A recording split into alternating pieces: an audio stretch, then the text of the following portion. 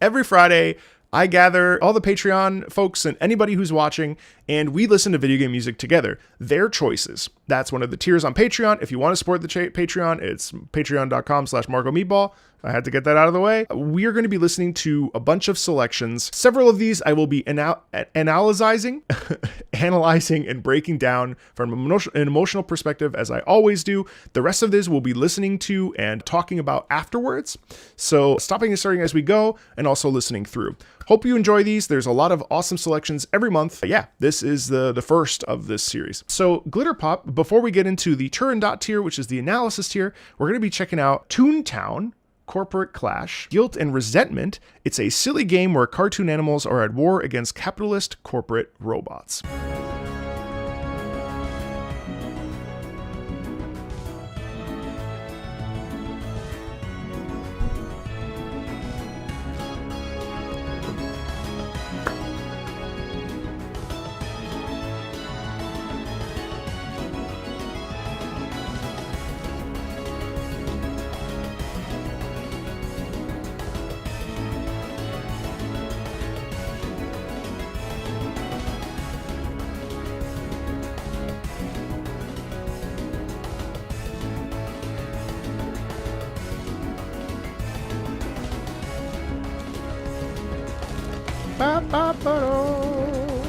This is fan made.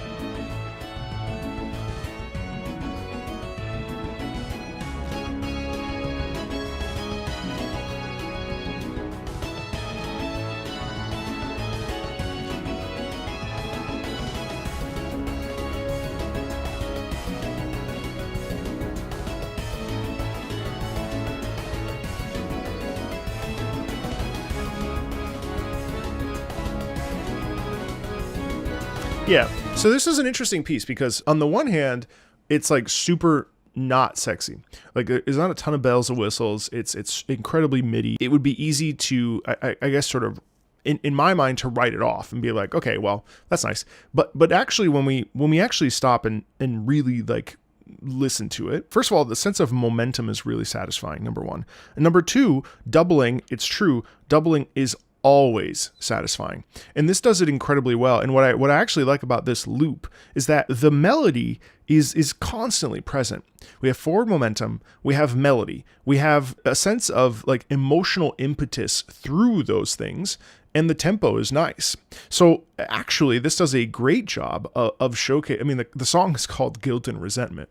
And arguably, I think it does a great job of presenting, at least like taking action towards those particular feelings. And I think it does so really well.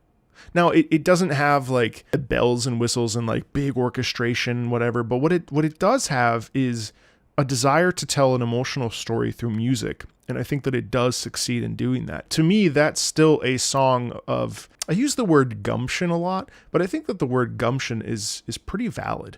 There's a sense of like urgency within it. Bum, ba, da, bum, bum, bum. Now, if you put that, like, if you were to actually orchestrate that with like VSTs or even live, I think it would be interesting to hear it. Now, with the MIDI sound, I think it works really well, but I would be curious to hear it like with a live band, because I think it kind of delivers this emotional impetus that's really satisfying. I'd love to hear a guitar wail on that. But it was nice to hear. I mean, I don't even know what the hell, I don't know what Toontown is. I don't know what, Corporate Clash. I know it's a mod, but it's like, I don't know what that is. You know what I mean? So it's cool. So next up, we're moving into the Turandot tier. This will be a little bit more of a breakdown, moving into sort of stopping and starting and taking a look at like the emotional beats and how instruments are the way they are. Think of it like my standard content on the channel, I would say. Of the two that are here presented by I'm going to go ahead and go with Kirby Air Ride, since we know that Kirby Air Ride is coming. Let's go with Sky Sands.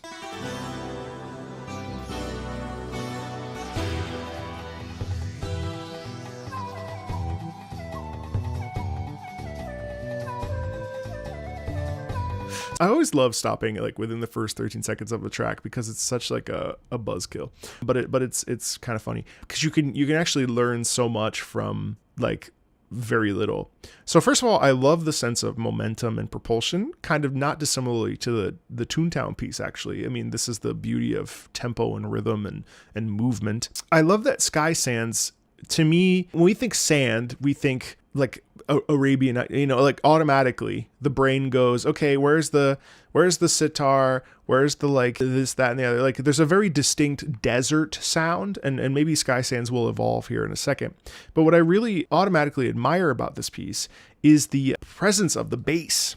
And it's funny because the bass actually, when I first heard it, made me think of a drum, like a hand drum, which I think is really cool because it alludes to that sort of like low rumble of the hollowness of a drum, and I think it serves it really well. I also really like that the flute here and the guitar are the things that are over top. This is like very clearly quality, which is really cool.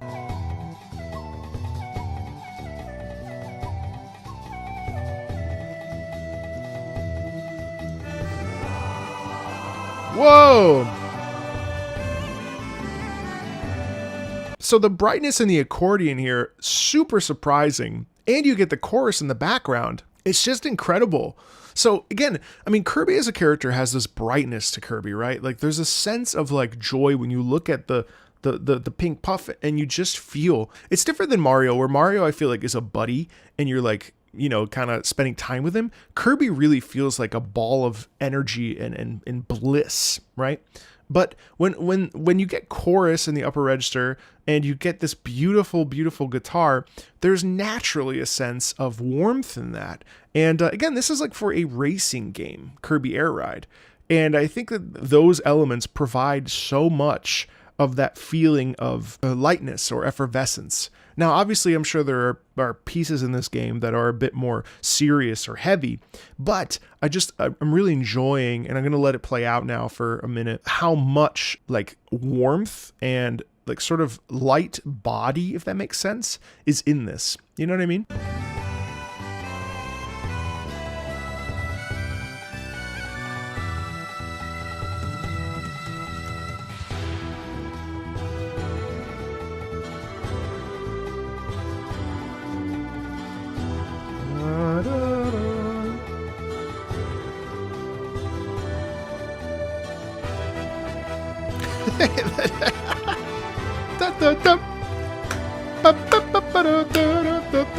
Wait, I gotta stop, sorry. So you have this beautiful florid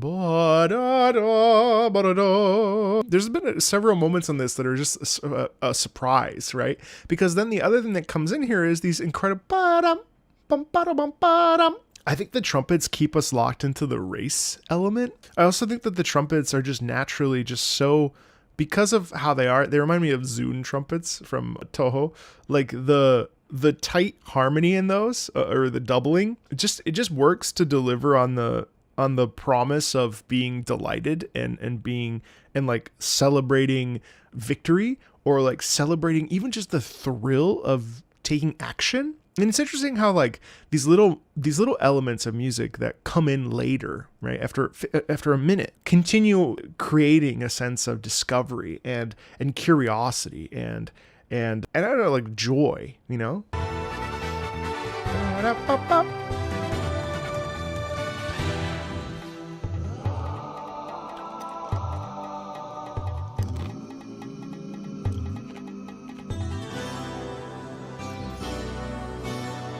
Wait. So we do have the boom, boom, boom, boom, boom, boom, boom, boom, boom, boom, boom. We do have that percussion, and we get the vocals that are basically kind of a cappella with just a little bit of sparse accompaniment.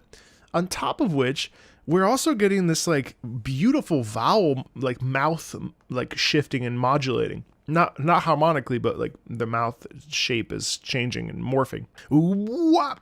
It's just really, really, really enjoyable.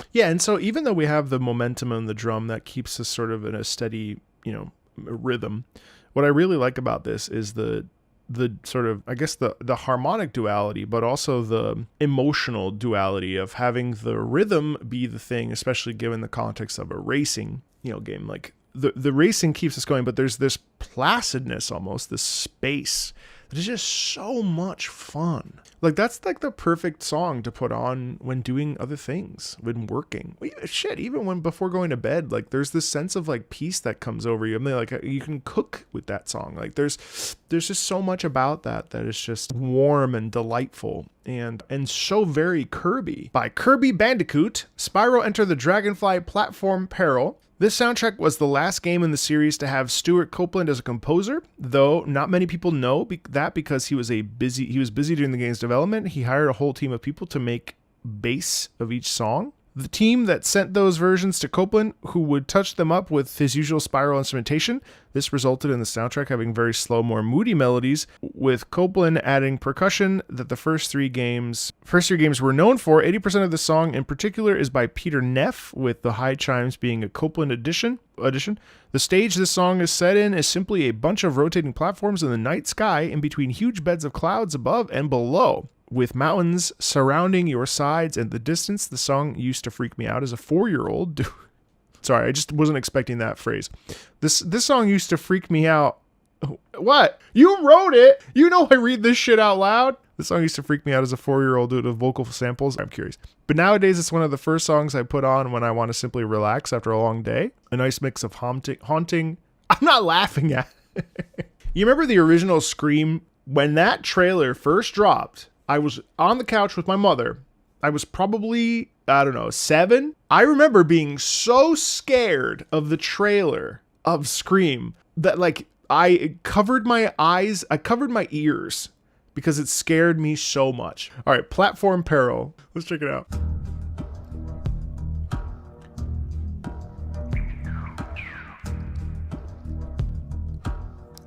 All right, let's make one thing clear. I could see why this could scare a 4-year-old. Okay, first of all, the music here, there's a little bit of a lilt in it that is ever so slightly uncomfortable. There's a little bit of distortion in it. So actually, and also the rhythm is not necessarily comfortable either. Now, I don't think the rhythm is the reason why people are afraid of it or it feels a certain way, right? But I will validate the fact that that sound is actually not necessarily comfortable to listen to, right?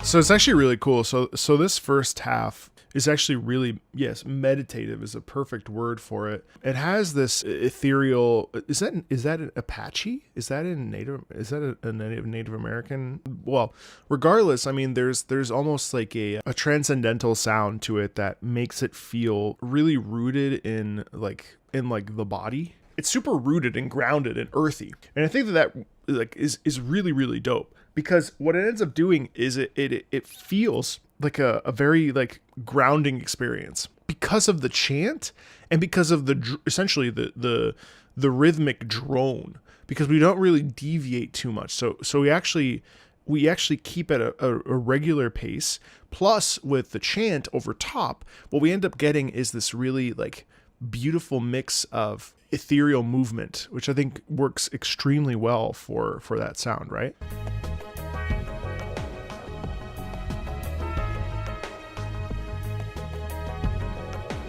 And then here is where it got a little funky.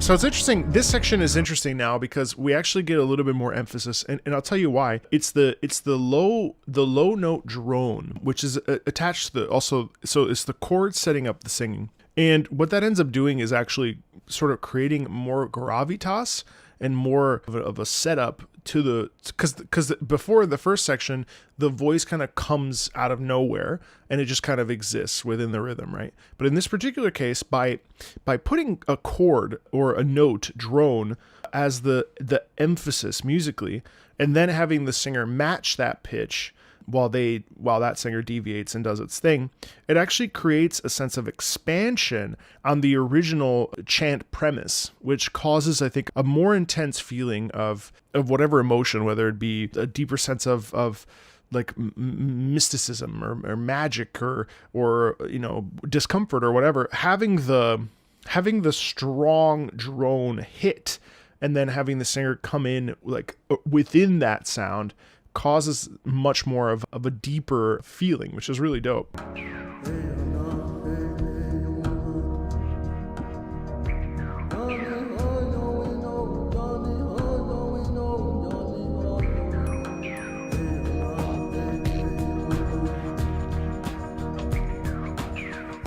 now there's a bit of a pickup.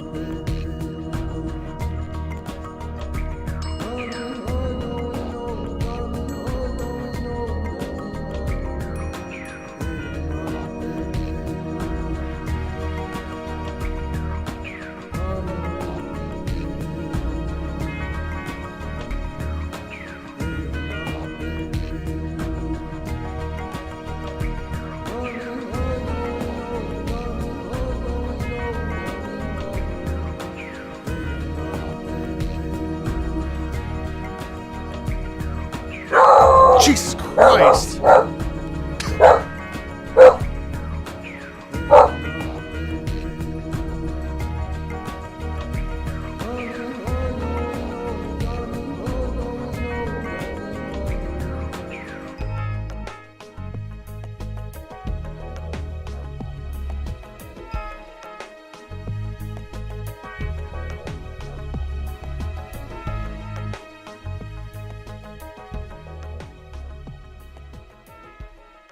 Bro, chill. Wow, that song is scary. So interestingly, what is your problem? Interestingly, the reason why I think that song really does work for several different contexts, live contexts or otherwise, is because of the repetition of it and the natural. So it's interesting because it doesn't actually build. It doesn't necessarily go anywhere. What it does is it incrementally increases due to instrumentation and to, the orchestration. It incrementally increases, but it doesn't go from like, here's the quiet part to here's the loud part. What it does is it naturally builds to a point of essentially almost like arrival, which I think works really well. This is like a perfect study and work track that I think is actually like incredibly delightful to listen to, because it gets you in a state, doesn't it? It gets you in a feeling of work. It gets you in a feeling of discovery, in a feeling of, contemplation. And I think in that case, I think it really actually is like tremendously effective. I really enjoyed that piece. And I actually could see why it scared you, when you were 4. Thank you for sharing that with me. That's not the first Spyro song I've heard, but that was certainly one of those interesting ones that it was really nice. It was nice to. I've heard the more orchestral Spyro from, I think I can't remember the names of the games, Eternal Night or whatever it is, and it was nice to hear this, which had that sort of similar Spyro sound to maybe the originals, but slightly different as well. Okay, so now we have 3 Octopath Traveler tracks in a row, not all submitted by Hydro. I'm really excited to check these out. Is it a baby? Are you a baby? This is from Plixtrix, Octopath Traveler, Alfyn the Apothecary. I really enjoy this theme. This is not a new one for me. Alfyn is a character who can use magic, ice attacks, and use axes in battle. He's talented but inexperienced. He's a talented but inexperienced apothecary who is well known within the home village of Clearbrook, but unknown outside of it.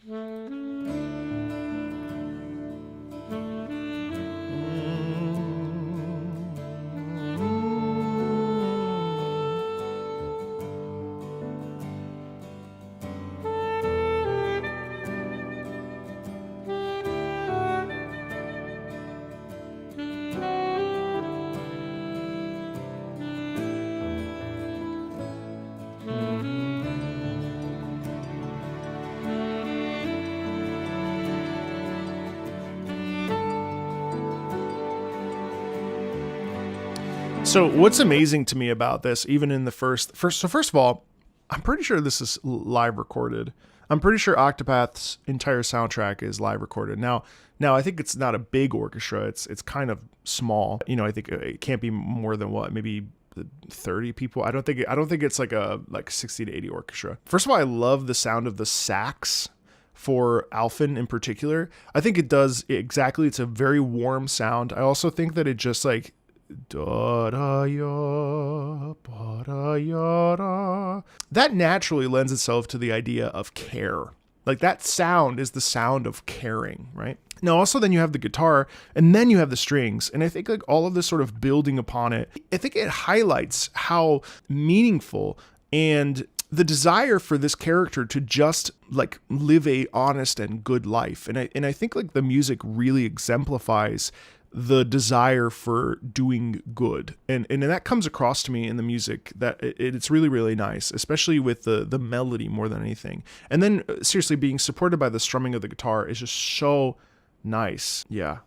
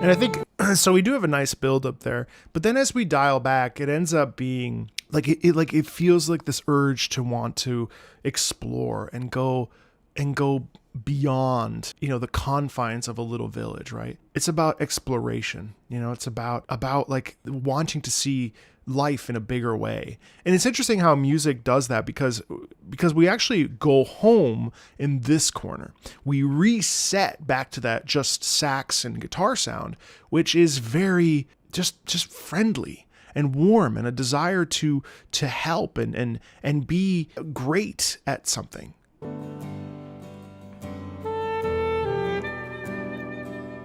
If someone was gonna fap over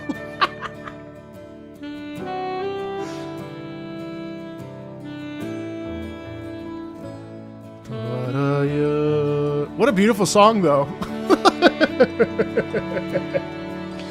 Ta-da.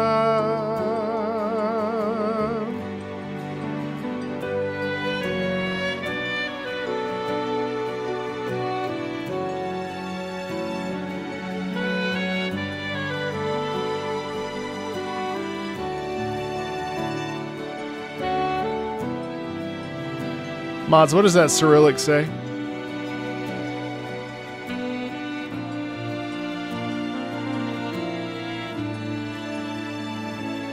Da, da, da, da,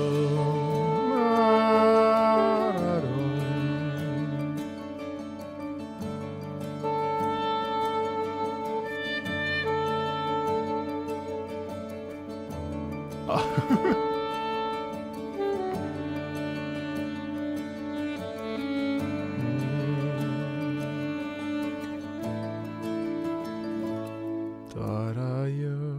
It's sublime. I mean, what an amazing piece. Now, I will say genuinely that I think that the Octopath Traveler 1 and 2 soundtrack is just incredibly delightful. I think like it's so well orchestrated. I think it's one of Square's best. I also think that Yasunori Nishiki is like just such a terrific modern composer and game composer. I mean, really just like hats off to Nishiki. Like, I just think I just think that the warmth in Alfyn's theme, this is actually one of my favorites. I used to listen to this quite a bit, and also the dancer piece, but especially the main theme. I may have mentioned it, but when I was in Geneva studying French before an opera gig in France, I wanted to learn French, and so I got this grant to go to France and Switzerland and so on and so forth.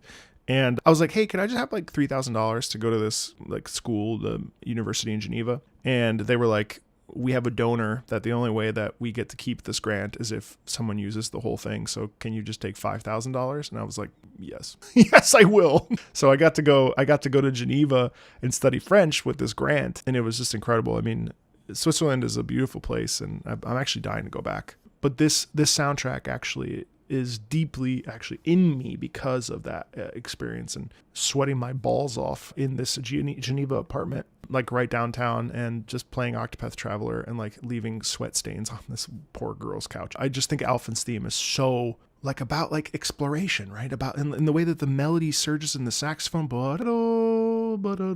like just the way that it like sort of goes up and then resets down, and then the guitar and then the strings coming in and sort of filling it out as if to say like, I want to explore the world. I want to explore what life is. I just think it's handled so incredibly well. Therion the Thief. He's a master thief, really. Known throughout the realm thanks to his multiple exploits in stealing. Thank you, Hyax, for suggesting this or recommending this.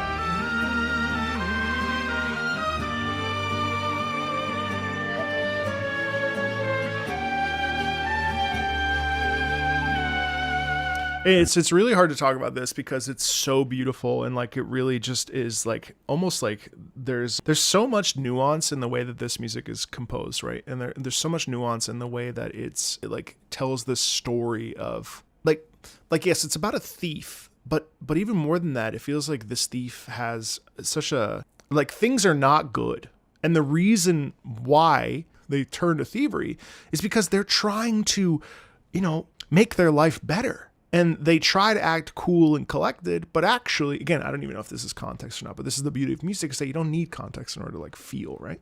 And it's like, man, I really don't want to do this, but like this is what my lot in life. And so you hear this like sort of sadness, and I want to say more. I mean, the instrumentation too, having the two woodwinds, the flute and the oboe, like that to me feels like a dance within oneself of trying to make amends with life or navigate, emotional conflict. Like it's so cool how I'm not really interested in the context in this particular case as much as I am interested in like creating my own story around the sound of it. And I think like that ultimately is the scope and the purpose. I hope that while you're listening to these pieces, whether you're at work or sitting at home or eating, like also like thinking about what these pieces sound like to you, because ultimately that's really the fun of it, isn't it?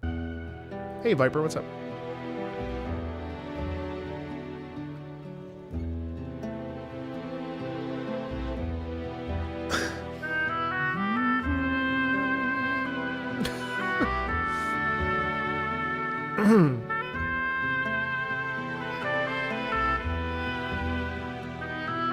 Like, you see what I mean, though? Sorry, the way that the oboe goes, the rhythm and the accompaniment, the strings are supporting the oboe, but the oboe as a soloist really is the thief, is Therion. You know what I mean? Is this like sad, like it's interesting because the oboe can be many different sounds, but it's really interesting how musically you hear the inherent sadness because of the way that the lilt of the melody is, right? Like that, is that obvious, chat? Like, is that obvious to you? Am I just stating the obvious, or is that interesting to think about? Because I always wonder, because to me it's like, that's somber. And obviously it has a sort of reflective quality to it, but I wonder how obvious it is when something is the way it is and why it is the way it is. You know what I mean? Let alone the notes. Like that's neither here nor there because we don't have the sheet music. You know what I mean? Hey, thanks, Lioside. Or Leoside.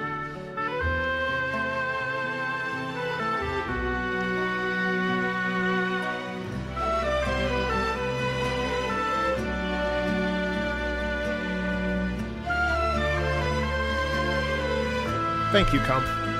Appreciate that. See, and the doubling in there is so lovely. Hi, Hazy.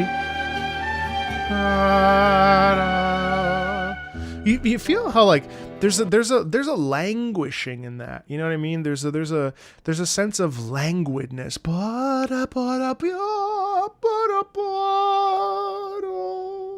You know what I mean? Like it sounds like, damn, what is my life? You know what I mean? Like I just love that. You know what I mean? I think it's so like a genuine sense of like trying to figure this shit out. You know what I mean? I think it's so beautiful. I think it's so beautiful. All right, and then Hydro, you wanted Hunt the Hunter. This will not be an analysis theme just because you're at that Tosca tier, but we will certainly be chatting a little bit about it after. All right, let's listen to Hunt the Hunter.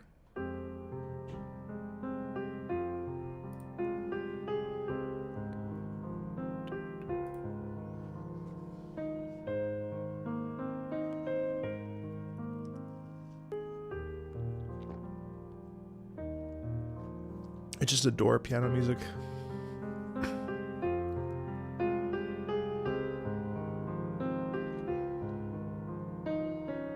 I thought the guy's name said Dragon Gooner. Sorry. What's up, Dragon Gamer? Dragon Gamer.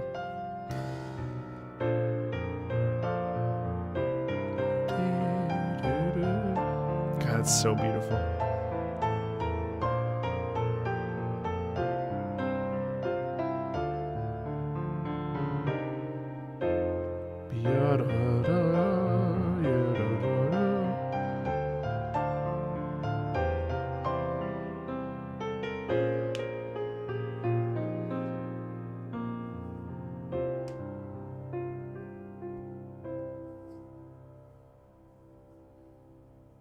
Love the pressed and the sustain.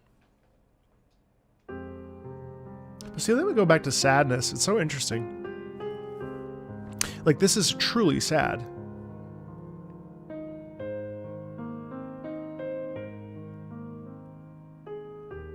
Like, there's a broken quality. And then, like, some, like, push and pull.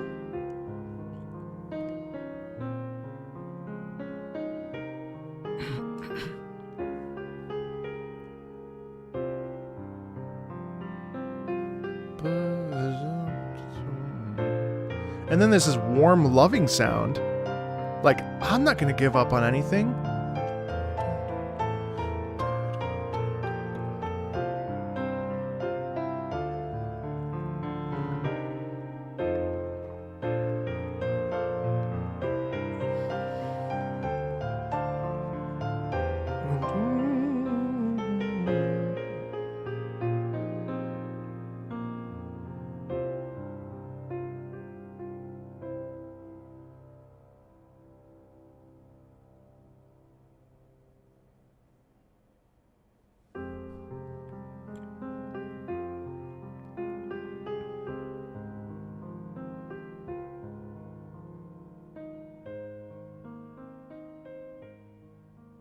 Lovely stuff all around. I mean, it just like is so somber and expressive, and it just leaves us with this sense of like, man, like how do I move through like this broken feeling I have, you know, and be better? Like how do I make my life better? How do I, you know what I mean? Like it's like a sense of loss. Now we're gonna head over to Persona 5 Strikers.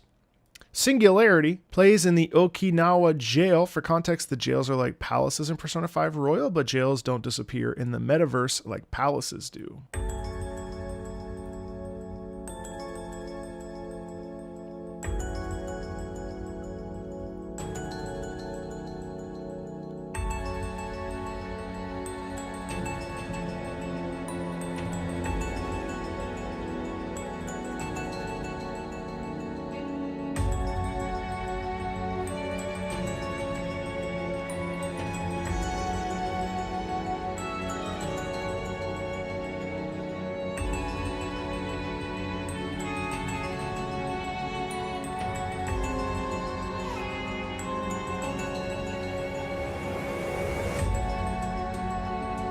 So what's interesting to me about this is the way that it starts, the twinkling and then the violin that comes in. There's a natural quality of that, of mystery, of intrigue, of, a prison. So there's like a cavernous, almost chamber-like sound, which I think does a great job of showcasing like this place is not a normal place that we've been to before. Like this is an environment that is new. It's an environment that is sort of, has a mysterious magic quality to it. And the way that we get that is through the right? And we're also getting the violin, which I think to me represents like a disparity or like a feeling of loss, of not being rooted in the ground. Like there's a real like feeling in that. Now there's a bit of a buildup, which is interesting, but then it resets back to the violin. And I think like the buildup is interesting because the buildup seems to represent a desire to escape from this place, right? A desire to leave, to never look back. And I think like it's interesting because then we have a return, and the return to me feels like, well, we're stuck here. We can't do anything about it, right?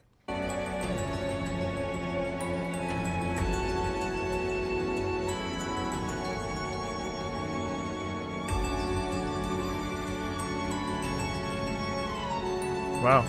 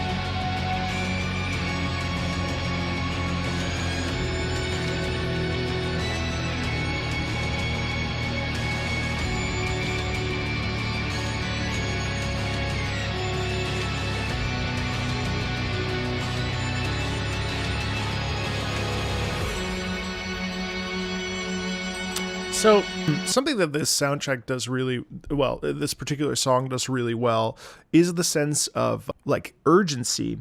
And I think what's really cool is that when the electric guitar builds, right? And so then we get the strings and we get the violin in the upper register.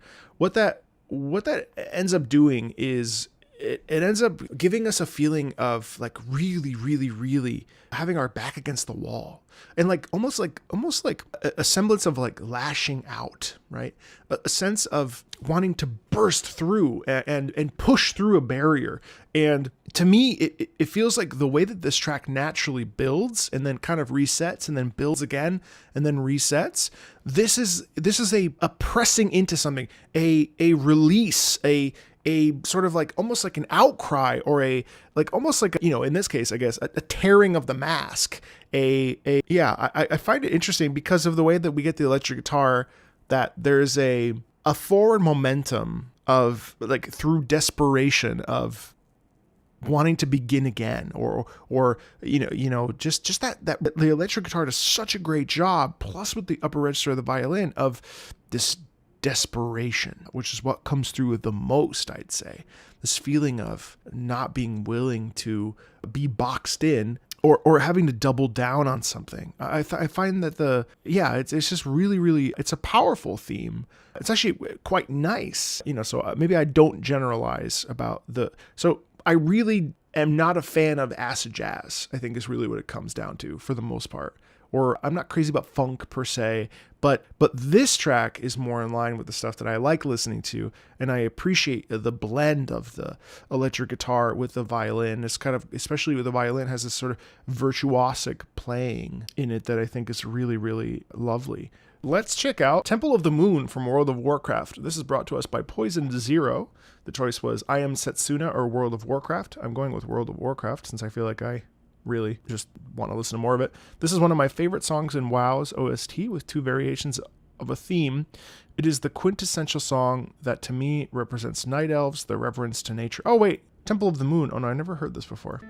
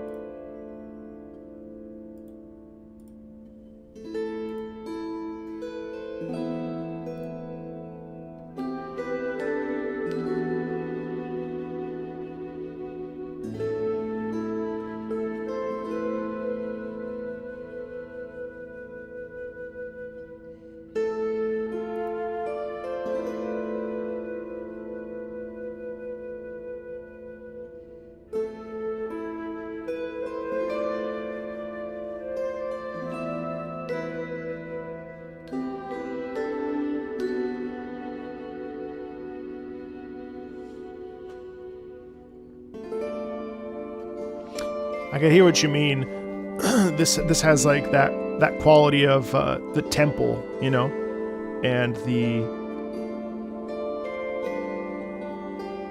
there's like a mystical element to it, and the twinkling of the night, and then the soft soprano chanting, totally in line with the night elf sound for sure.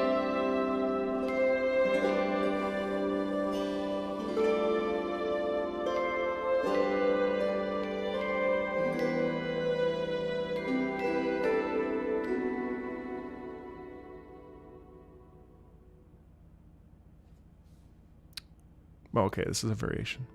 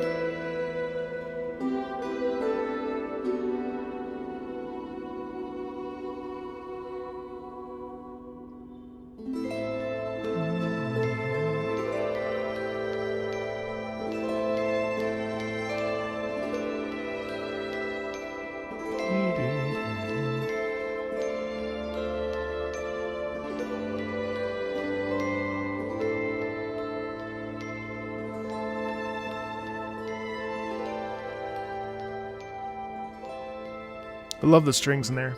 That's sumptuous. The xylophone has a real twinkling quality of it, and I think it's like such a great job of showcasing so first of all, absolutely you are placed in a temple in that, but you really feel a reverence for the moon, don't you? And I think that's done exceedingly well. I'm always, if there's one thing that one cannot say about World of Warcraft is that the music is bad. Really, really good. What the fuck is this? Enna Dream Barbecue. Anemoia. Poke fan? 548 usually is giving me Metroid, but now for something completely different, here's the trailer arrangement of Dream BBQ's main theme, the game itself being an abstract art piece laced with old internet nostalgia and memes.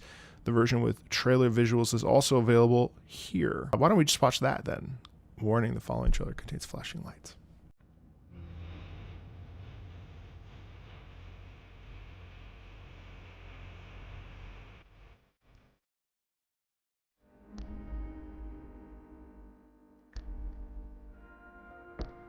Wow. Real intense dissonance there, huh?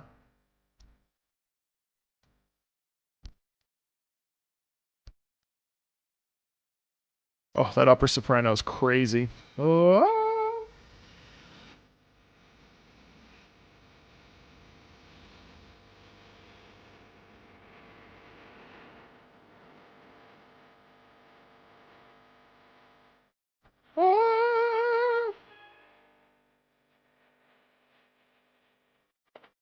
Wow.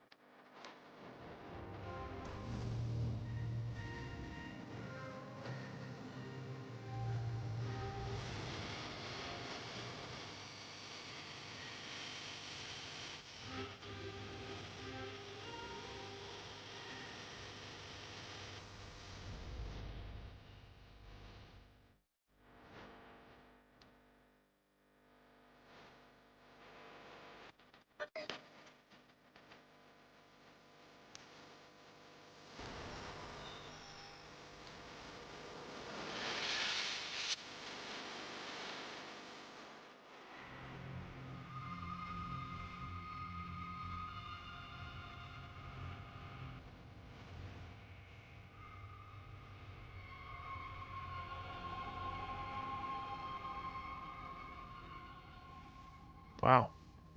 That's certainly something, isn't it? That's really, I think it's great. I think that is not going to appeal to the masses. And I think actually it's great. It's perfect. It's like so funky. I think the first person stuff would actually make me vomit. Otherwise I would play it because that is really, that is low key special. I love how we have these beautiful dissonant movements and in like large chords. The whole thing kind of spins on its head in a way, and it's constantly changing, which I think is apt because there's a little bit of crunch in there as well. I think it really just fits the concept unbelievably well. And on top of that, I think it just showcases how much of an art piece this is, and kind of disturbing. I mean, shoot, like that's the kind of stuff that really just sends home that video games can be a visual medium, that is more than just a game, but also a, experience. Next up on our list,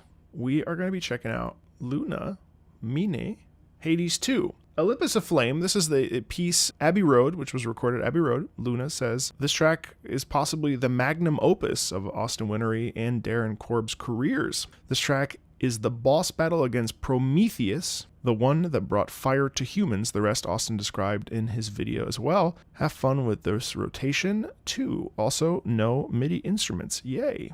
Now, let's be clear. We don't have a problem with MIDI, but we always really dig when it's fully orchestrated. We love a good MIDI track, don't we? I think that there's something to be said for Austin and Darren are just such incredible composers. All right, Olympus Aflame.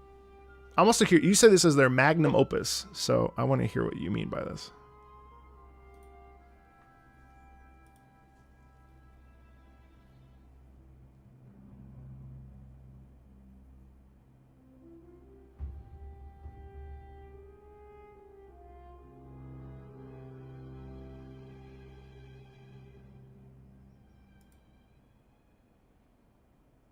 Okay, that was... Oh, it scored.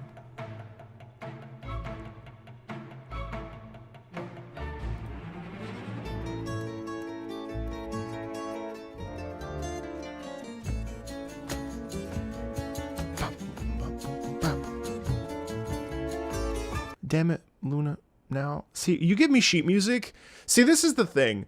I'm just going to come out and say it. Video game composers don't score their music. Like, sheet music is a gift. Being able to read music is not something that everybody knows how to do. When I actually get a score in front of me, that's when my potential actually opens up. Now, you could say, well, Marco, why don't you do that? I don't know how. Number one, that's not my forte. But I love reading music. Sheet music is incredible. It is so useful because I think everything's done in like Cubase and in Audio DAW, which is fine. I mean, it's cool. Like it's real composition, but like to be able to actively look at something, because there was just a really interesting rhythm in there that now I'm like, ooh, what was that? Now I can sit here and go back and be like, okay, hold on. So I don't want to spend too much time on this because this tier is not an analysis tier. But I want to, at the very least, just restart it because it's so beautiful. And if there are things that stick out to me, I want to make it fair to everybody and make it equitable. So I won't spend too much time on this analyzing it. But when I get sheet music in front of me, bro, it's almost like my brain activates. And I think sometimes people feel that some of the stuff I maybe talk about is a little bit shallow from the emotions and stuff. It's not. It's just that I don't. If I had the sheet music, there's a whole world that could be discussed. So let's just. I'm not going to stop too much.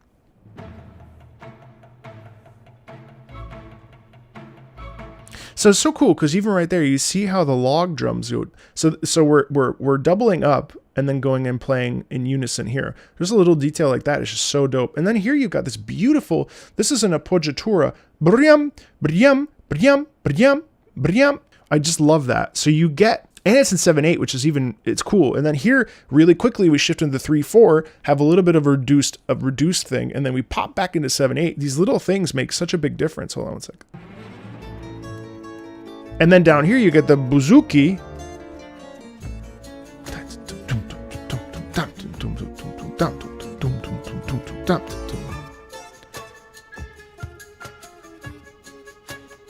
That bouzouki has such a nice sound to it.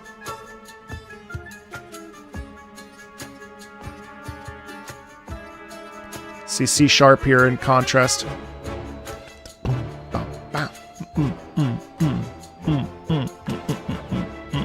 Yeah, that's so dope. Bum, bum, bum, bum, bum. And then you get this really sick. So you go, shum, bum, ba, ba, ba, bum, bum. Oh, God, that's so fucking cool. So then it's cool because you get these still in 7/8. So you get these eighth notes here with the appoggiatura up top with the flutes, but then you're also getting bum, bum, bum. The percussion is actually the thing that's filling out the notes of the string and woodwind instruments, which is so dope. Well, no, sorry, the woodwinds, because the strings are down here. Wow, I love that. Ba ba ba bum.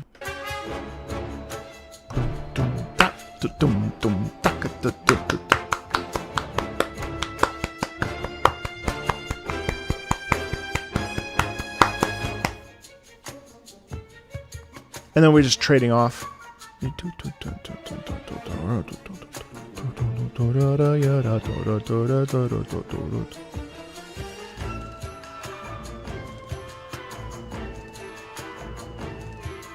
Wow.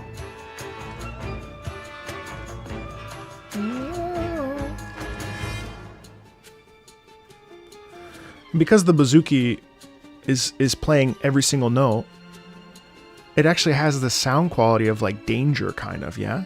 And then the strings are sustaining. Isn't this cool? This is such a great, clear, crystal clear image of how rhythm versus sustain looks in practice. Over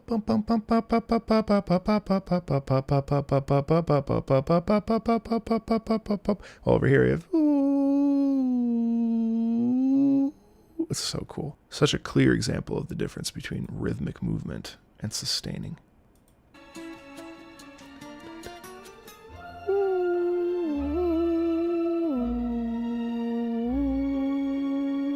See, and that's cool too because the C sharp is matched. So you actually pick your pitch from the violin 1, which is in the upper register, actually same register as the sopranos. And then it also is a really nice, let's see, B flat, C sharp, F sharp.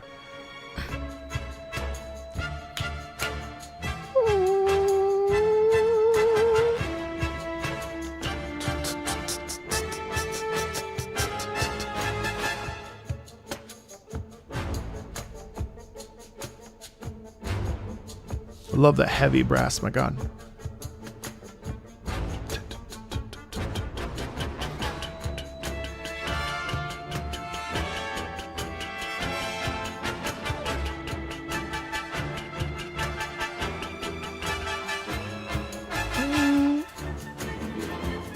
Love that. Look at this.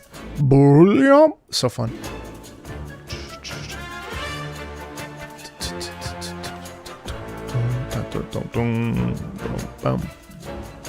These lower notes, bum bum, bum bum bum bum bum bum. That's where that danger comes in. That's so cool.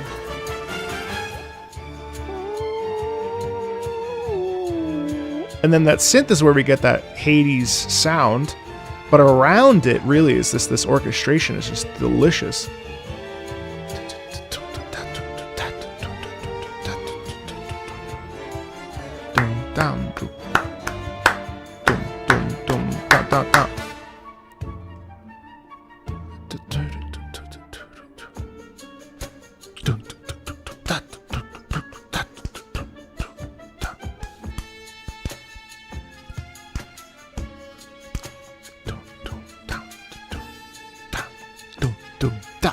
It really is the cajon that's really send the rhythm of boom ta boom boom ta, and then also too just as a note doom doom shak emphasis right here. We have the caret where the hit the marcato doom doom ta doom doom doom doom. So the strong is actually it's a doom doom ta. That's where the strong beat is, or the emphasis.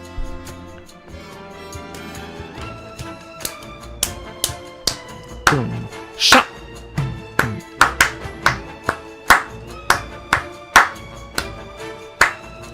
boom, boom, down.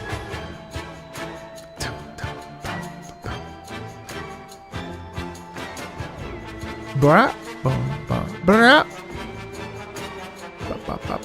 And see, then that's incredible. Nice tremolo builds forzando. Oh.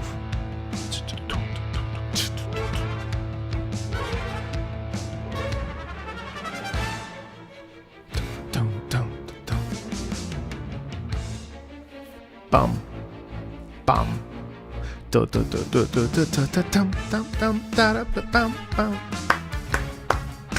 Nice dueling trumpets there. Bum, bum, bum, bum, bum, bum, bum,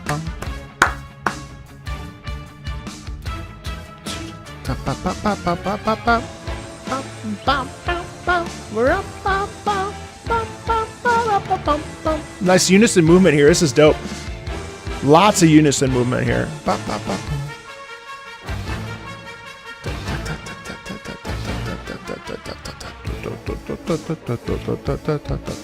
So actually, I also would really like to say just how wonderful that that sort of, again, is like a sort of Arabian Night sound. Really here what makes it interesting is the whole tones, the whole tone steps, and going from a B flat to a C sharp. It's quite a big leap really. And the bassoon and the horn doubling ba ba ba ba ba ba ba ba ba ba. Ba, ba, ba, ba, ba, ba, ba. It's just so, like, what a satisfying sound.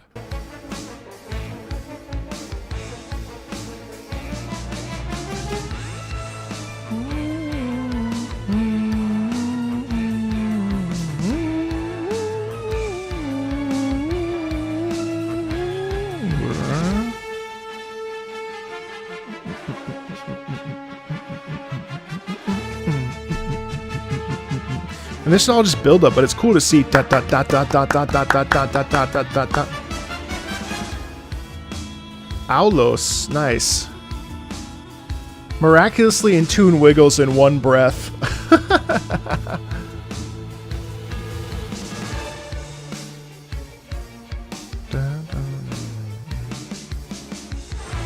Love that. It's all just a paginatura before the beat. Dope. Bum, bam, bam, bam, bam, bam, bam. Bam, bam, bam, bam, bam. Nice crescendo.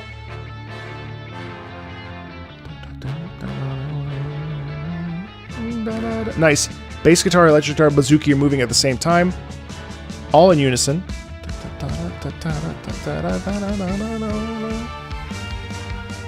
And then we swap out the cajon with the drum set now, a little bit of emphasis as it boosts and builds.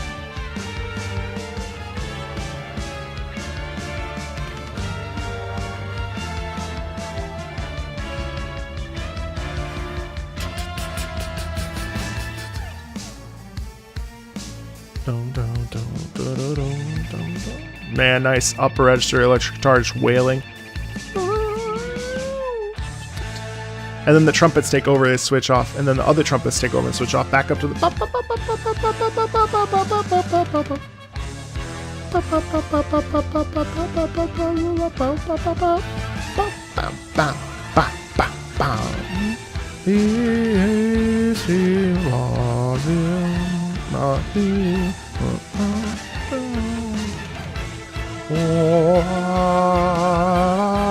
nice offbeat chorus.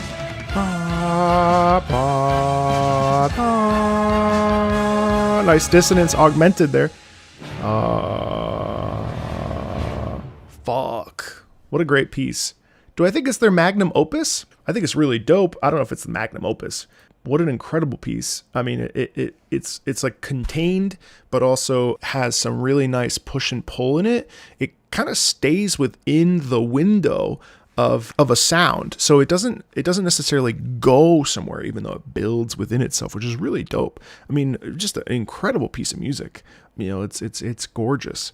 Gorgeous use of the chorus there, especially. I thought that the aulos there, yeah, it's amazing. It's also amazing to have these two guys. Exactly, I agree. Having Darren Korb and Austin Wintory together is just cool because, you know, we associate them with kind of different sounds, and so to combine their forces, an incredible composition is dope AF. So we have a trifecta of Ace Combat coming up next, which is very exciting. We're going to be checking out Ace Combat 3, Ace Combat 5, and Ace Combat Assault Horizon.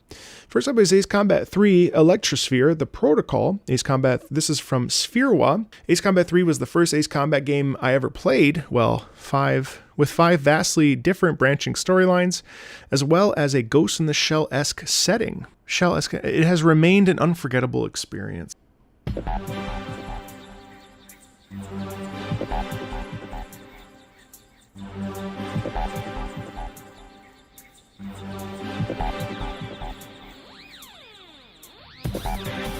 Oh, I love the radio like frequency wave there.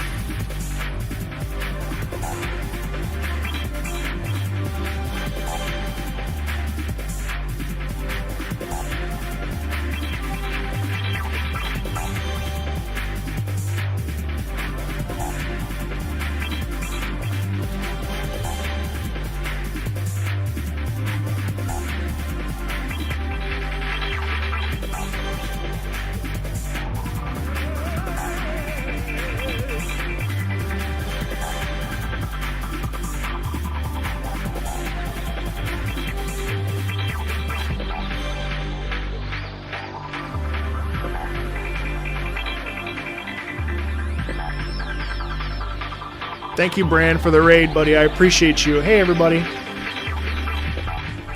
Thank you for the raid.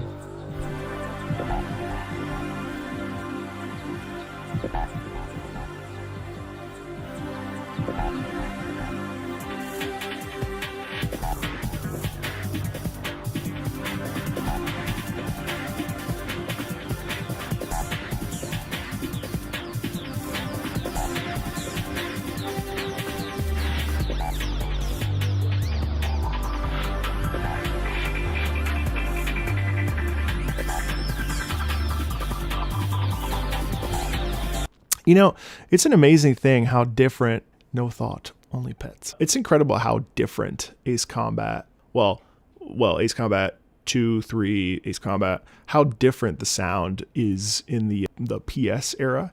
Now, never heard the music from the original of Ace Combat, but yeah, you know, the whole time while I was listening to that, I couldn't help but think, like, my hope is Ace Combat 8 will somehow make the series like immensely popular. I'm not sure if I want that though, because with popularity comes a lot of opinion, but Ace Combat is just such a good series that I so badly want people to enjoy. Because it's so, on the surface, it just doesn't seem that good. But it really is just that fucking good. Like, it's just that good. And I want people so badly. Ace Combat is one of the best things that happened to me because of this channel as we encroach on 400,000 subscribers. Like, Ace Combat is the fucking GOAT. Like, it is so good. And I just so badly want more people to know how good Ace Combat is. If they give it a shot, like, Ace Combat is just insanely good right now. It's just awesome. All right, let's check out Ace Combat 6, Fires of Liberation, Invasion of Gracemeria. Ah, yes, so you are familiar with Liberation. Let's see how you feel about Invasion.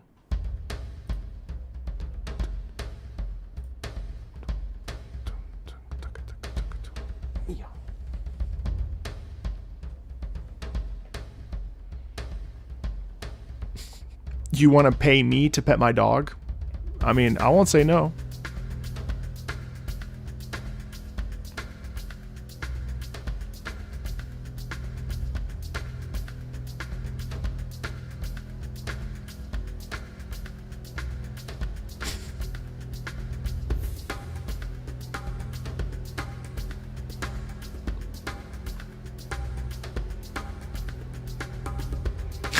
Five gifted subs and I'll rub her belly.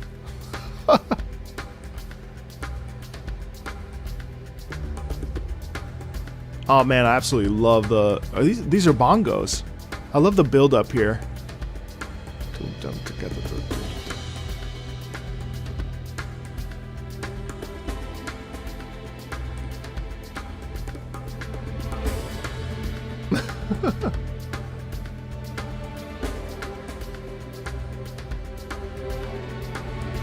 Love the tremolo and the strings.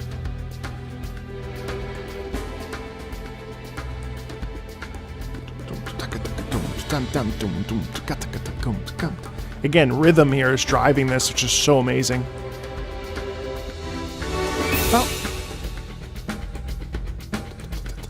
I love the way that the strings... Wow, that's dope.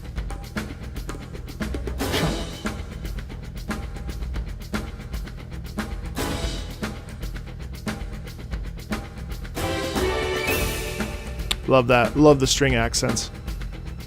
You hear like the bubbling, right? The invasion. I love Ace Combat's music so fucking much.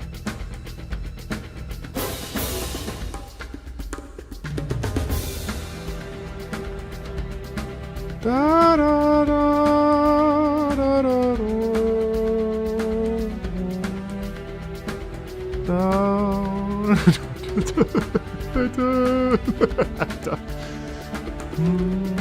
I did not expect this motif in here.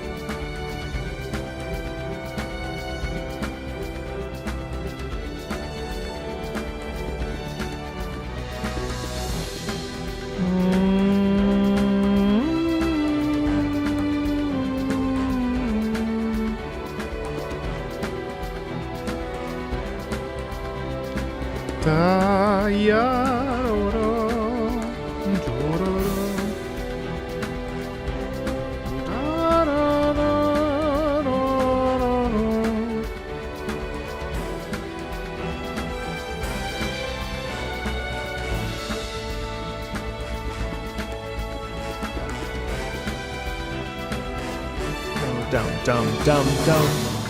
Oh, nice shift there. I like this track.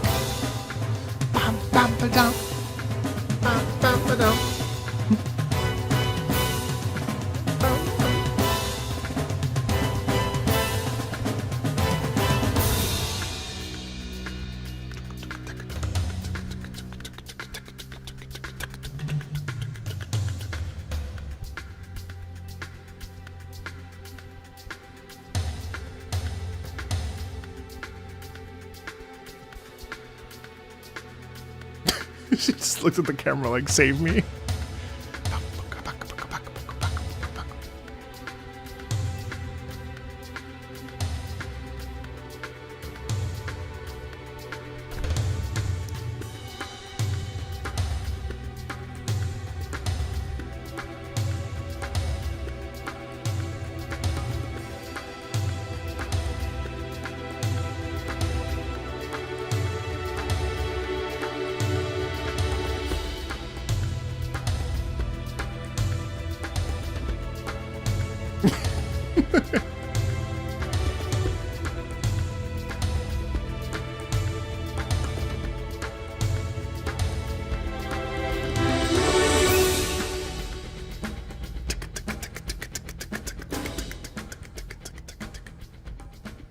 Oh, I could listen to that for another 30 minutes.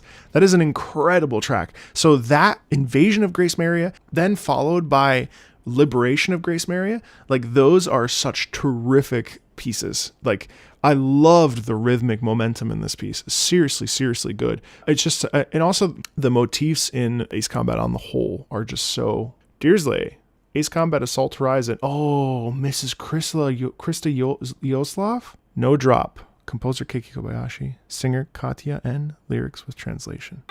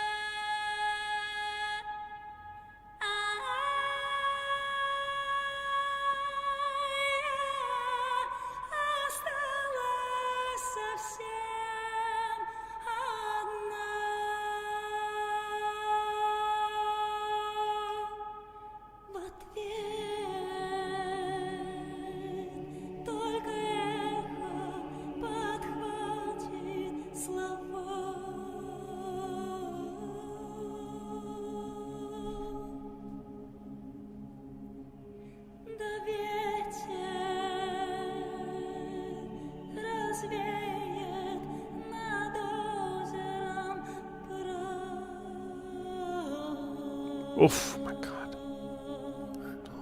Oh.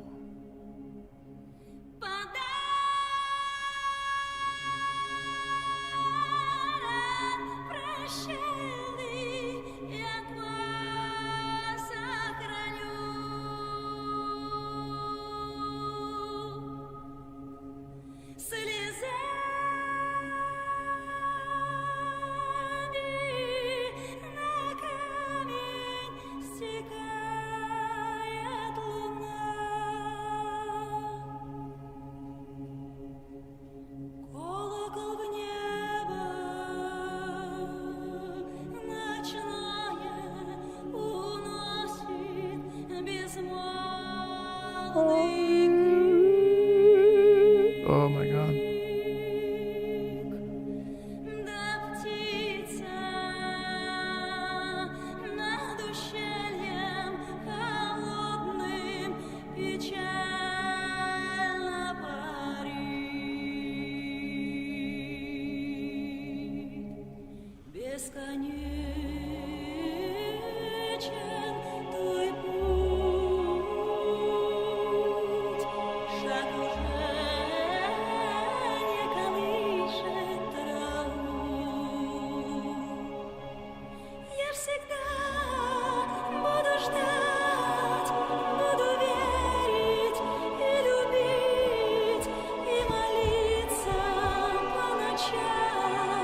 Что это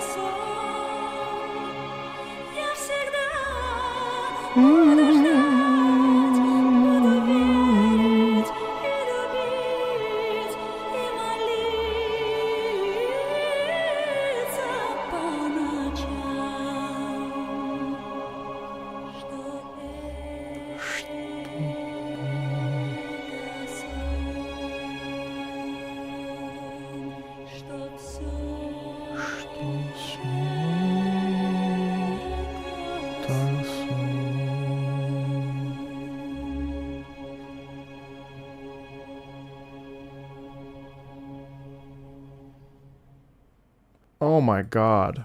Wow. Again, like the people that are like a playing game.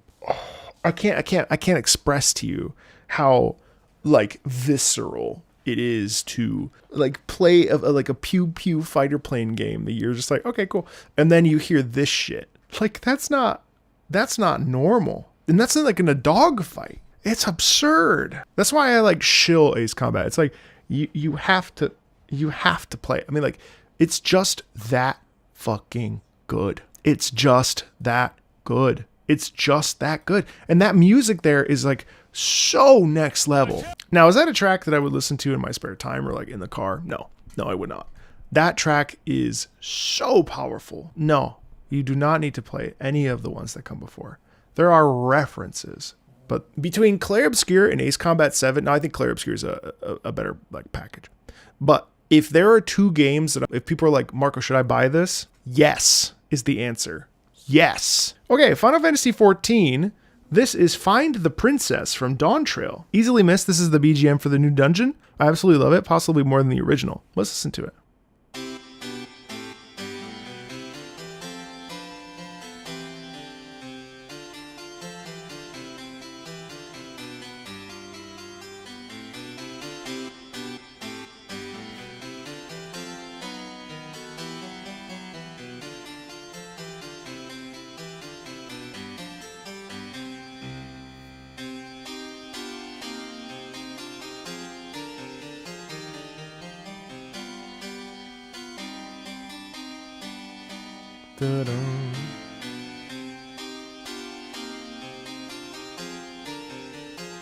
Nah, I don't care about the spoilers for it.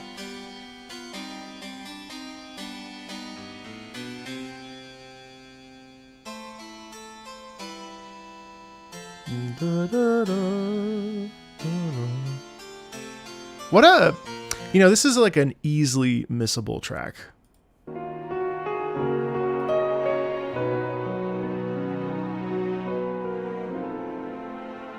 I'm surprised they used this.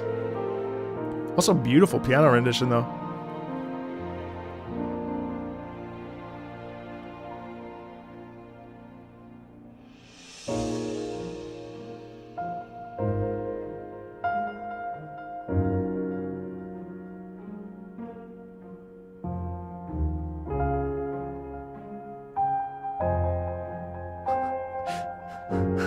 Sandcake. It's a fucking hilarious name. Oh.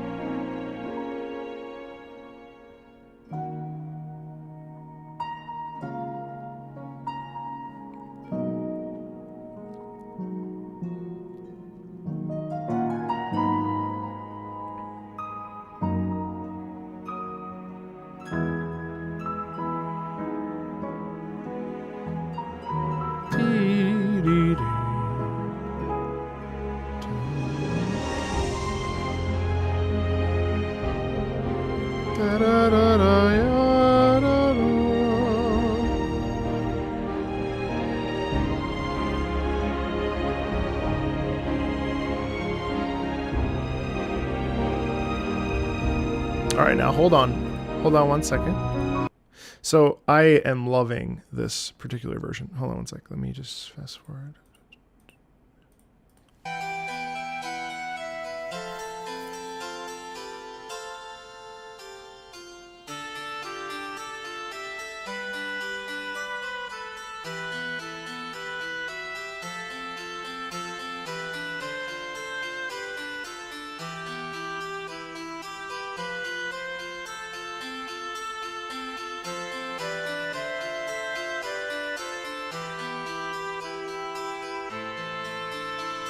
I love that it's sort of like there's now, even though these two characters don't explain it right away, there's absolutely that sort of love at first sight quality about this music.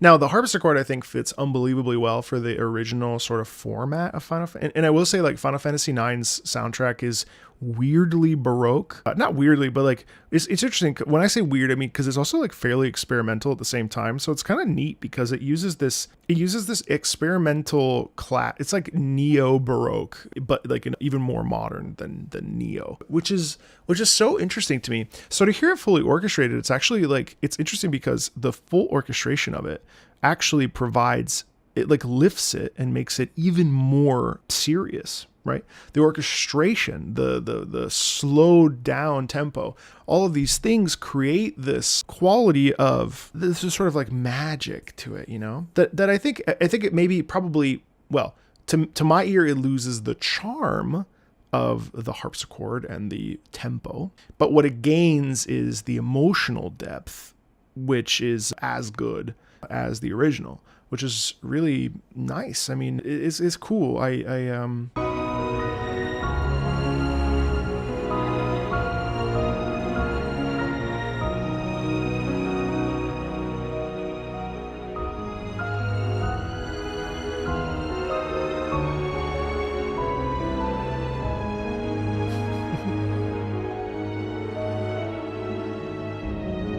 Oh, and I'll shill Final Fantasy IX. My bad. I should have said that.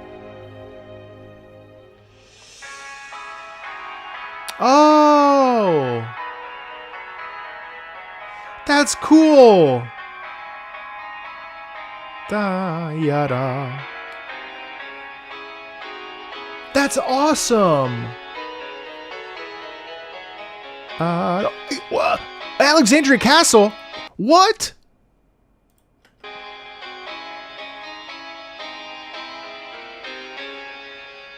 No, wait, stop. I shouldn't call out references like that because then the Bravely Default fan base will tell me I'm not actually a fan of Final Fantasy IX if I call out the references. So let me pretend a castle in the middle of a cybernetic dungeon? Sorry, I'm being a bitch.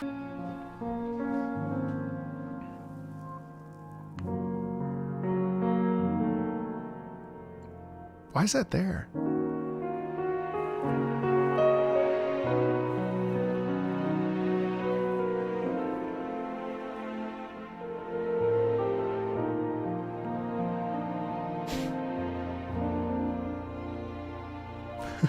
And actually, part of the reason why I'm excited for the Switch 2 is to actually play it. So I'm really excited for that. I played a little bit on the 3DS and it's voice acted so well. The music is beautiful. The Bravely Default system, the Brave Default, or whatever it's called. What an interesting wrinkle in the turn-based. Like I'm actually really like kind of, yeah, it's a Final Fantasy IX fan. It's great. I can't wait to try it. Oh, that's the loop. I love the homage. See, this is so nice. I think that that's such a great track that takes the original FF9 sound. You got me talking about FF9. You know I'm going to go on a rant about it. I know that's why you did this, Key. But Final Fantasy IX, to me, is just this like perfect little, it's just perfect. It's like a perfect little package. And so how do you pay homage to it while also innovating? And I think in this particular case, they did really well. And I love that we also harken back to the original. And plus, imagine that you hop into this dungeon and you can't remember what that song is. And then you hear the original and you're like, wait, the harpsichord. Oh, this is that moment when Zidane runs into Garnet as she's trying to run away. And you're like, oh, so cool. If you have not played Final Fantasy IX, maybe you're averse to it because it's a little bit too kiddish or whatever. First of all, you're wrong. And so, no, first of all, I really recommend you try it. Put it on that backlog. Marvel Rivals has great music. There's a criminal lack of Marvel Rivals on this list. Let's fix it. So far, its OST has been suggested exactly nonce, and that's a shame because this game has one of the best melodical and well-written music in any hero shooter. Impending Dooms. Da-da-dum.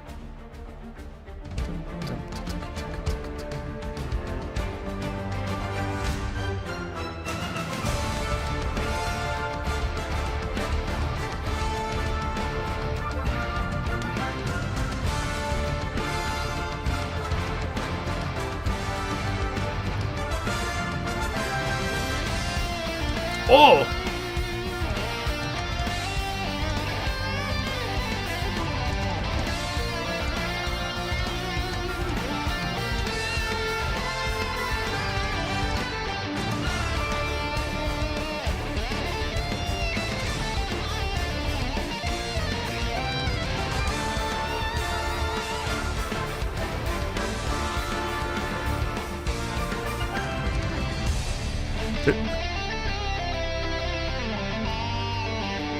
I swear, metal with orchestral is just, I mean, is it metal? Not really, but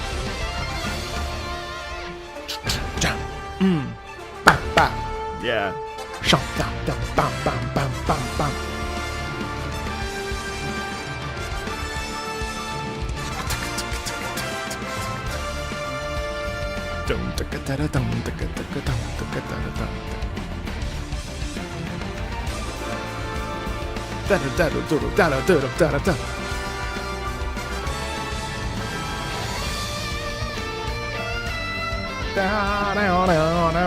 I actually love this.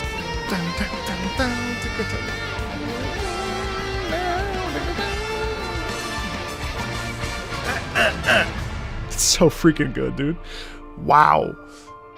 And then the piano, like, kind of glissendoing us off. Not glissendoing, but man, that's so good. And I think the reason why that's so good is a couple different things. Obviously, we got that hero-based shooter thing. So, like, naturally, we have that sense. I don't think it's, like, deep per se, right? Like, it definitely has that. It doesn't need to be, first of all. I don't even know why I said that. Like, it has that quality of, like, man, we got to do this. We got to get in there. We got to lock and load. We got to, like, get it done, right? I love that feeling. Number one.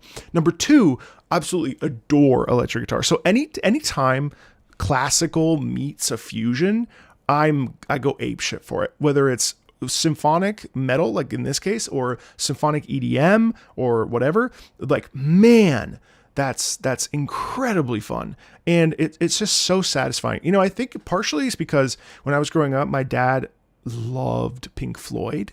And one of the albums that my dad loved the most was this Pink Floyd symphonic cover album. And it kind of opened up my eyes, or my ears really, to what it sounds like to take something that is very, very, like, you know, a guitar heavy Pink Floyd, obviously not sounding quite like this, and flowing it into that orchestral string-based emphasis, right? And I think this particular tune, like, launches off of that style, which is why I really like it. I think too, what's really fun about it is the sense of forward momentum and I hesitate to say desperation, but that moment of, like, okay, man, we've got to do this. It's like a rally song, yeah? Right? Like, it's that drive is what gets us hyped to really lock in, right? And, like, double down on our effort to make sure that we're able to reach the goal. And really, no one's been talking about Marvel Rivals music, which is a shame, because the little bit that I'm not really into hero shooters. Like, I dabbled in it for like a couple hours, but musically, there's been a ton of great stuff. And yeah, it's just awesome. Really enjoyed that. Really enjoyed listening to that. That was so much fun. I just love how, like, get in here, baby. It's time to get completely team wiped by the enemy players. This is Shadow Knight. Shadow Knight wants Anno 1800. Time for another Anno 18 track. This one is from another DLC, this time Africa. Most of the music in the region is really good, so I chose the longest track to listen to.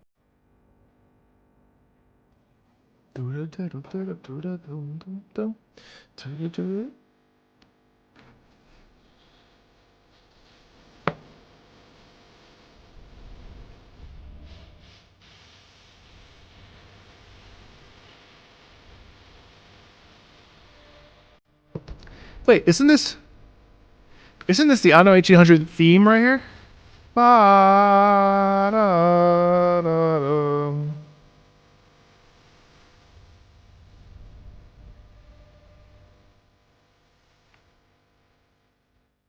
Beautiful.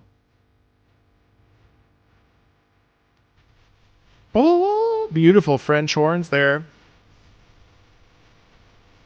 I love the sense of, like,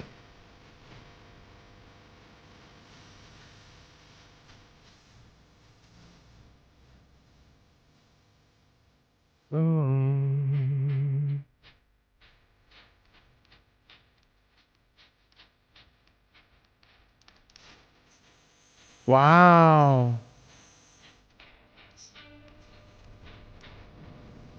I love that.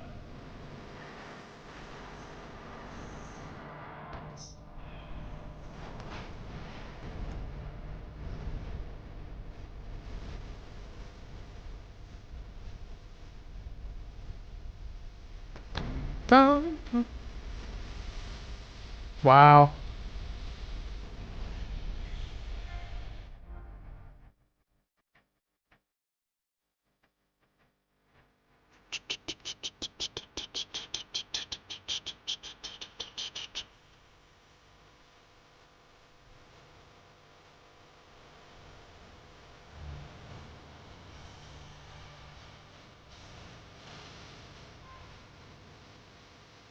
Ba-da,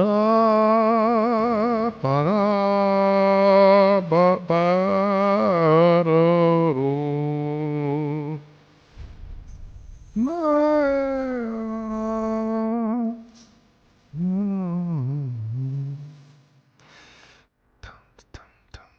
I absolutely love this. Absolutely love this. I feel like it represents that, I think it represents, it's about Africa. I think it represents that sound so beautifully. It's vast, it's expressive, it's like it has like a lot of heart to it.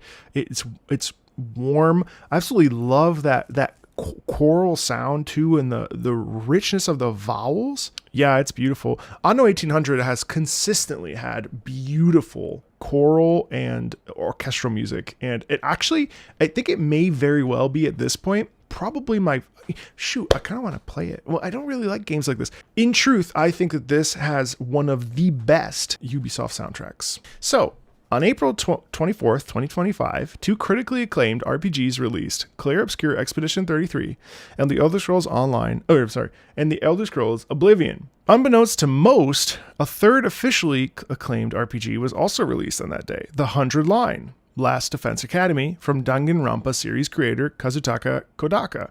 This is not a track from that game. Instead, since we all know that this really is a gacha music channel, is not. Here's a track from Koudelka's also newly launched baseball-themed gacha game. What? Tribe 9. I started playing it in preparation for the 100-yard lines stretch launch, and it's arguably the one gacha game that has managed to get its hooks into me. The game had a rough launch, but the developers have been very receptive to feedback, and the game has been improving with every new update. It's currently on its third region update. This track is from what's essentially the game's Battle Pass menu, and depending on how you play the game, you honestly won't be hearing it a lot due to how well the game gives you everything you need from characters, materials, and even currency.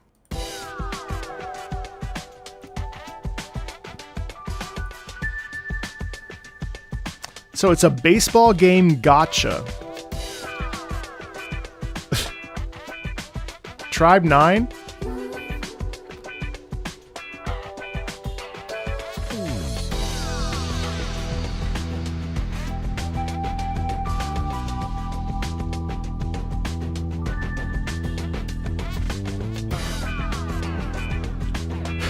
I know, smarts.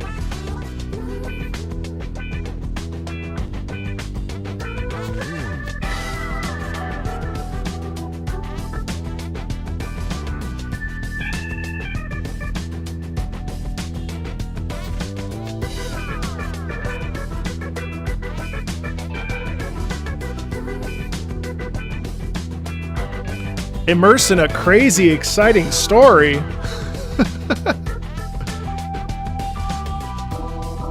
What in the Danganronpa is this?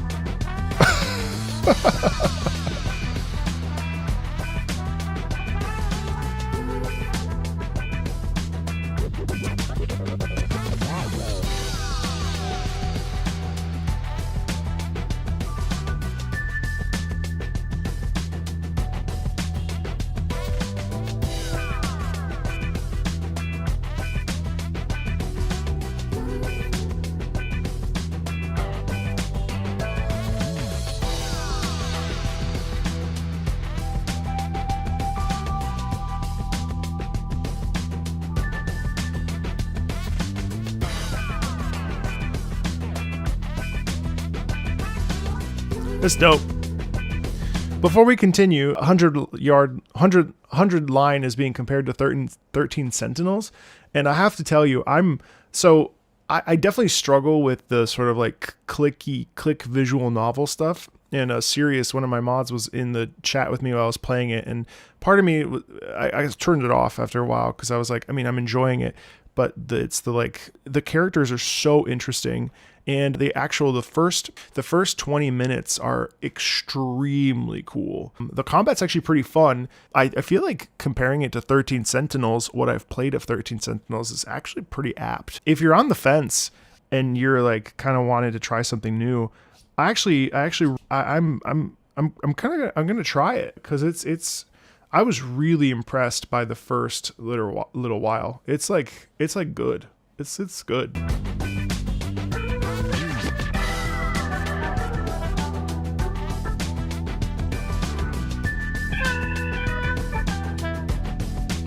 Whoa.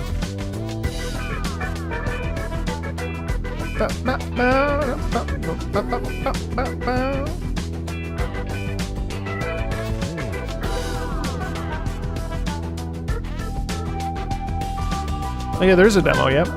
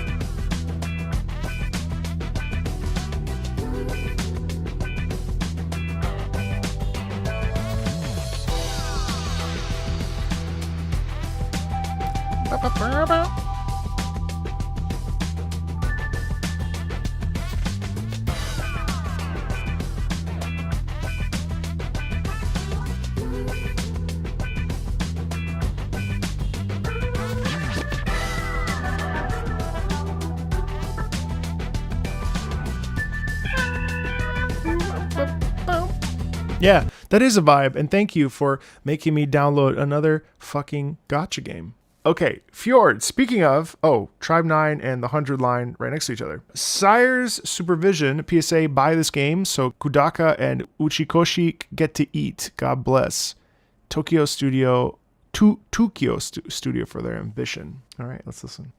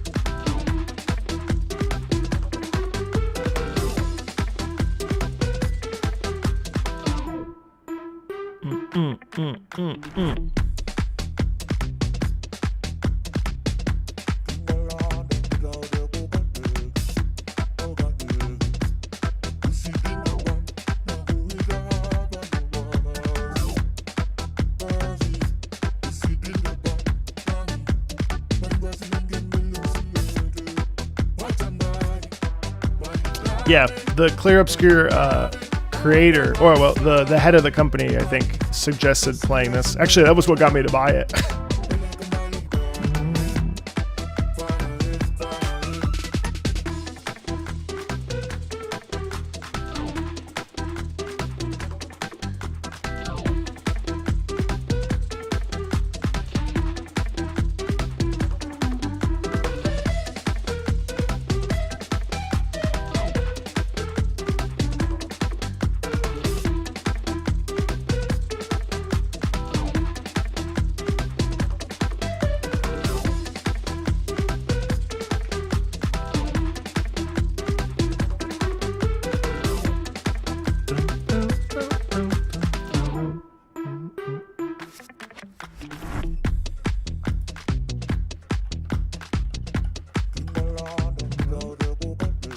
This is such a fucking vibe.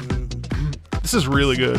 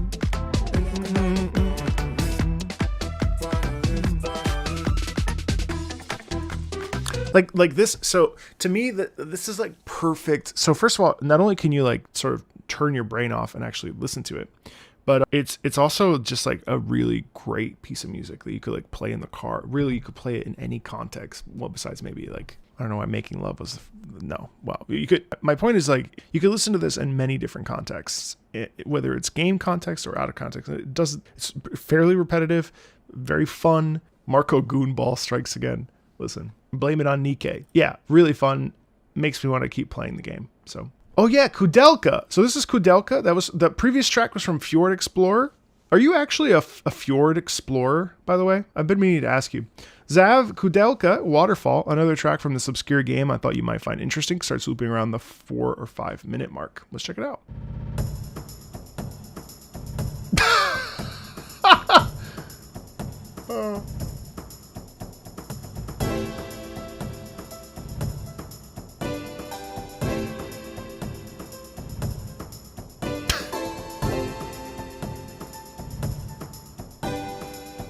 Pause really quickly. Are you telling me you wouldn't watch a video about that? But that does make me think of top 5 video game tracks to cook to, or top 5 video game tracks to go on a long walk to, or the top video game tracks to, you know, whatever. Now, would I film a video and label it top 5 VGM to your partner? No, but that's a absolutely great idea. So thank you so much.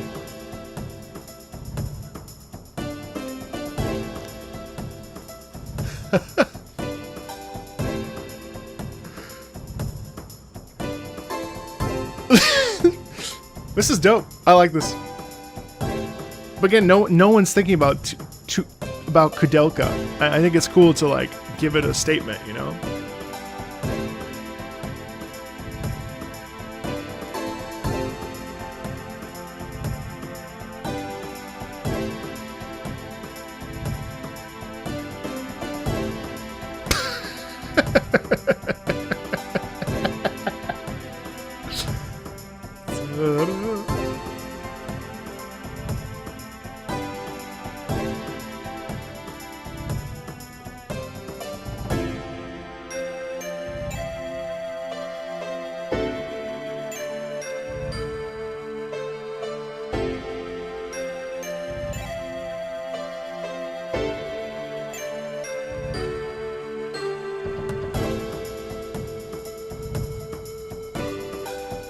I actually love that melody line. Da, da, da. Da, da, da. Da, da, da.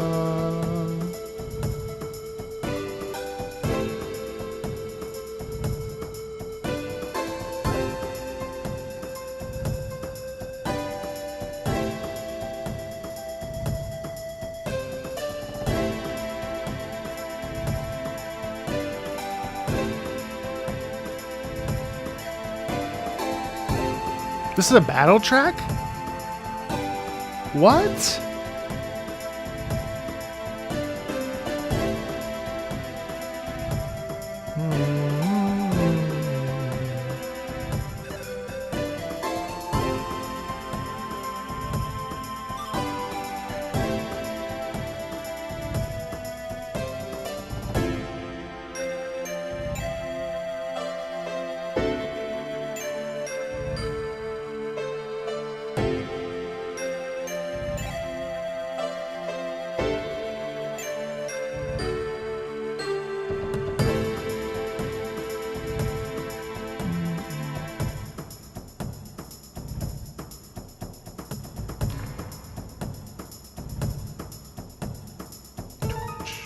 Whoa.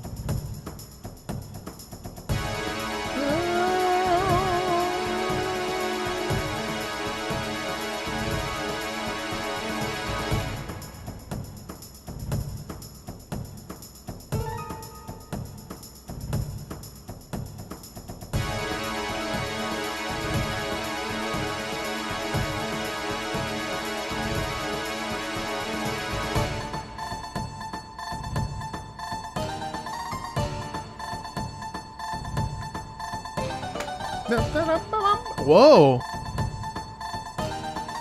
Yeah, see, now you hear it. So that's interesting. It actually has a lot of shape for a battle theme. Yes, Aaron, though, there will be. And then to just have the percussion here is dope.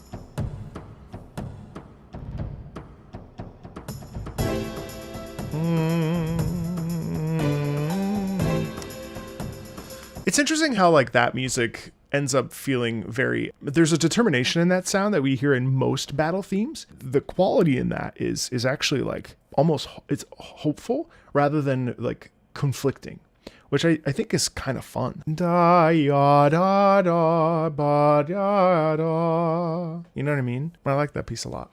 I thought that was really fun. And again, Koudelka, no one's talking about that piece. Like, this is the thing. There's still so much good music that still exists that we just like are forgetting about, because how many people played Koudelka? I didn't even know what Koudelka was, and I'm a PlayStation fanboy. You know what I mean?